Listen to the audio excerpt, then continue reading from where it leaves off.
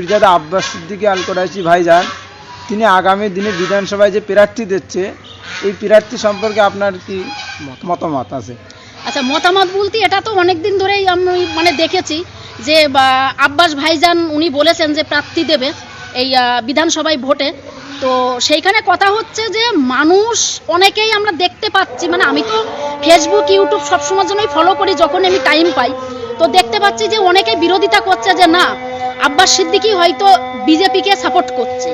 বা আব্বাস সিদ্দিকী চাইছে বিজেপি এই বাংলার মাটিতে আসুক, বা আব্বাস সিদ্দিকী যে পলিটিক্সটা করার চেষ্টা করছে বা যেটা অ্যানাউন্সমেন্ট উনি করবেন আগামী 21 তারিখে এই জানুয়ারি মাসে প্রেস ক্লাবে কলকাতা, সেটাও আমরা প্রত্যেকেই জানি, আমরা ফেসবুকের মাধ্যমে ইউটিউবের মাধ্যমে আমরা জানতে পেরেছি। তো সেইটা নিয়ে আমি বলবো যে আমি বঙ্গবাসীর কথাই বলি, আমাদের সোনার বাংলার মায়ের সন্তানদের কথা আমি বলবো, আমি প্রত্যেক ধর্মের প্রত্যেক সম্প্রদায়ের মায়ের সন্তানদের একটা কথাই বলবো, বা প্রত্যেক বঙ্গবাসীকে বলবো, প্রায় 10 কোটি জনগণ আমরা আছি সোনার বাংলার জনগণ, আমি প্রত্যেকে বলতে চাই যে আব্বাস সিদ্দিকী ভাইজান যে উনি লড়াইটা উনি চালিয়ে যাচ্ছে আজকের না অনেক দিনকার লড়াই, এবং উনি প্রত্যেকটা সম্প্রদায়কে উনি সম্মান করেন, প্রত্যেকটা সম্প্রদায়কে উনি ভালোবাসেন, এবং প্রত্যেকটা সম্প্রদায়ের পাশে দাঁড়ানোর জন্য উনি চেষ্টা করেন, এবং উনি কিন্তু করেওছেন। আমি দেখেছি বা আমরা দেখেছি আমফান ঝড়ের সময় সুন্দরবনের ওইদিকে আমি দেখেছি নিজে, এটাও আমি ইউটিউবে দেখতে পেরেছিলাম যে কিছু কিছু চ্যানেল আমার যেমন সাবস্ক্রাইব করা আছে, যেসব আমার ভাইরা সোশ্যাল মিডিয়াতে যারা আপলোড করে ভিডিও, তো সেইখানে দেখলাম যে আব্বাস সিদ্দিকী ভাইজান মানুষের পাশে যেভাবে দাঁড়িয়েছেন, তো সেইখানে যদি আমরা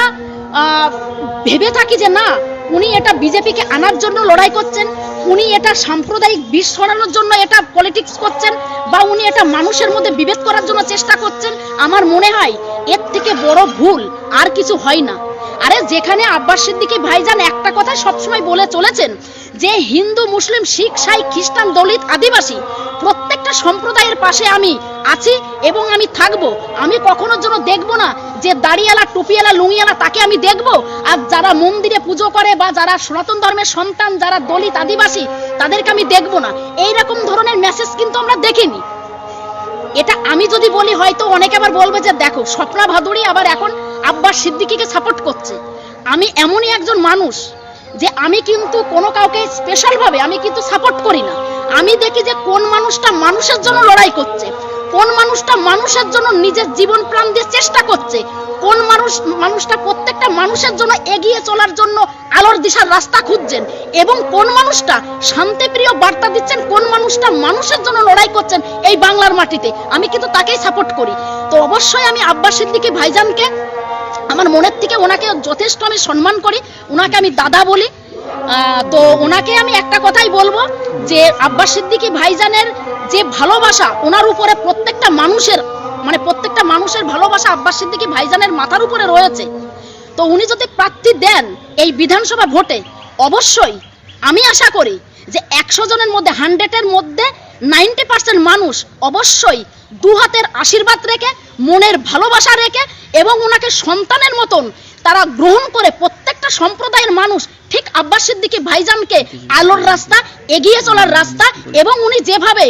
জিততে পারে এই বাংলার মাটিতে প্রত্যেকটা মানুষের জন্য যে লড়াই সংগ্রামী জীবন উনি